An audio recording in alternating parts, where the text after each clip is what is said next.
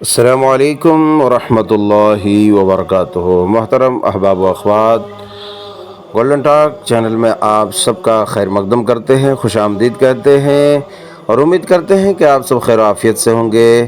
اللہ پاک آپ سب کو خوش و خرم رکھے، ہر آفات سے مصیبت سے محفوظ فرمائے۔ آج پھر گولڈن ٹاک ایک بہترین اور دلچسپ واقعے کے ساتھ حاضر خدمت ہے۔ شیخ ابو زہرہ رحمۃ اللہ علیہ نے اپنی کتاب العلاقات الدولیہ میں ایک بہترین واقعہ ذکر فرمایا ہے۔ جناب حضرت سلطان صلاح الدین ایوبی رحمۃ اللہ علیہ نے دشمنوں کی ایک بڑی تعداد کو گرفتار کر لیا، لیکن ان کے پاس ان کو کھلانے کے لیے ضروری سامان نہ تھا۔ اشیاء خورد و نوش کی بڑی کمی تھی۔ سلطان صلاح الدین ایوبی کے سامنے صرف اور صرف دو ہی صورتیں تھیں، یا تو انہیں بھوکوں مار دیتے یا آزاد کر دے۔ اسلامی رواداری، ہمدردی، اخوت، بھائی چارگی اور شفقت کے پیش نظر انہوں نے سلطان صلاح الدین ایوبی رحمۃ اللہ علیہ نے ان تمام صلیبی قیدیوں کو رہا کر دیا۔ رہا ہونے کے بعد یہ صاف فطرت صلیبی پھر جنگ کے لیے تیار ہو گئے۔ اس غداری پر، اس احانت پر، خیانت پر، چونکہ غداری، خیانت ان کی فطرت میں کوٹ کوٹ کر بھری ہوئی تھی، چنانچہ سلطان صلاح الدین ایوبی رحمۃ اللہ علیہ ان کے اس غداری پر کچھ بھی افسردہ نہ ہوئے۔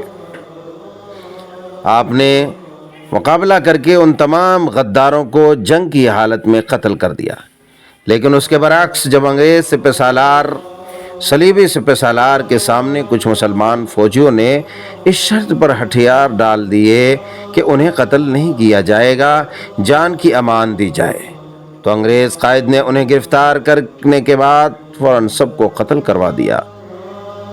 عزیزان گرامی، تاریخ میں اس طرح کے بہت سے واقعات ہیں جن سے مسلمانوں کی رواداری، ہمدردی، اخوت، بھائی چارگی، رحمت و شفقت اور ان کے دریا دلی و سخاوت کا ثبوت ملتا ہے۔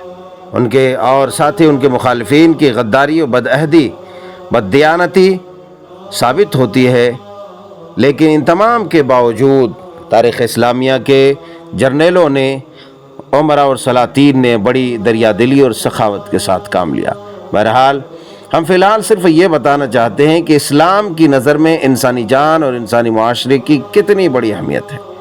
معاشرے کے امن و امان اور اس میں بسنے والے افراد کی جان و مال کا تحفظ اسلام کے بنیادی اصولوں میں داخل ہے۔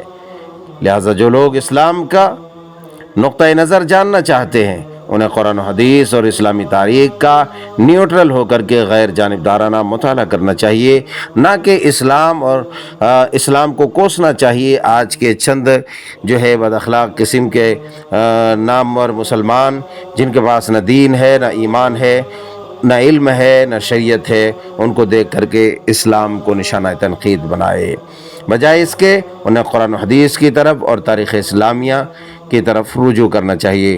خلاصہ کلام یہ ہے کہ تاریخ اسلام ایک شاندار ماضی رکھتا ہے اور سبق آموز ماضی رکھتا ہے، لہٰذا مسلمانوں کو اس بات کی ضرورت ہے اور مسلمانوں کا فریضہ ہے کہ اپنی شاندار اور تابناک تاریخ عالم اسلام دنیا کے سامنے پیش کرے اور دنیا کو بتائے کہ ہمارا دین رحمت، شفقت، مودت، اخوت، بھائی چارگی اور ہمدردی والا دین ہے، نہ کہ کرورتا اور ظالم والا، کیونکہ ظلم اور کرورتا کی کوئی گنجائش اسلام میں نہیں ہے۔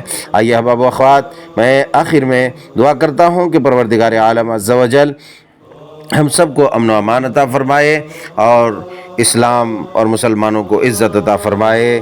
اور پھر سے گزارش کروں گا کہ اگر آپ اس واقعے سے متاثر ہیں اور اس طرح کے واقعات کو فروغ دینا چاہتے ہیں جو ہماری ذمہ داری ہے، تو شیئر کریں اور نشر کریں اور کمنٹ کے ذریعے اپنے تاثرات ضرور پیش کریں۔ والسلام علیکم ورحمۃ اللہ وبرکاتہ۔